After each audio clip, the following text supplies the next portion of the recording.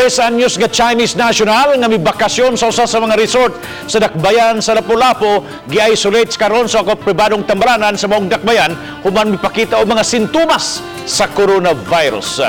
Si Luan Mirondina adunay live exclusive report. May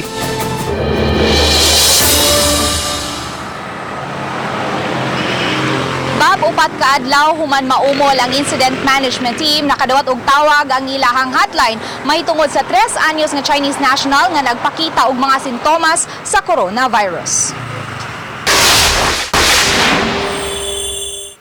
Alas 8 ganihang buntag, gida sa usa ka pribadong hospital ang 3 anyos nga lalaking Chinese national tungod sa ubo ug taas nga hilanat.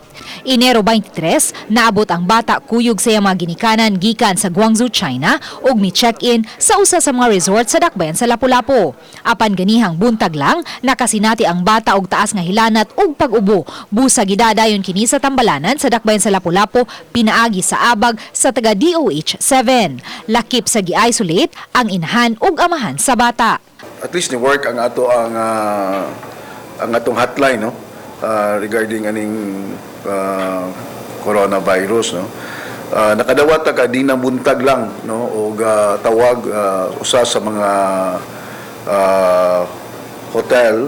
Ang Regional Epidemiology and Surveillance Unit Resu 7 mipahigayon karon og contact tracing sa posibleng mga nakasakay sa Chinese national.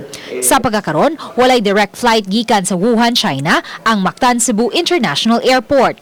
Apan may direct flight gikan sa upat ka mga silingang syudad sama sa Guangzhou, Shanghai, Chengdu ug Chongqing paingon sa Mactan Cebu International Airport. Subay niini, naglaraw ang mayor sa temporaryong pagbana sa tanang flights gikan sa China.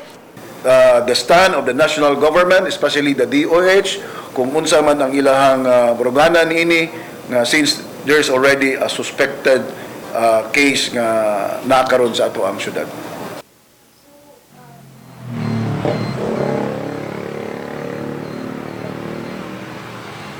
Bob, sa pagakutlo ning balita, nagpaabot pa kita og update gikan sa Resu 7 o sa DOH mahitungod sa maong kaso. Bob? thank you so much, Mai, sa imong live report.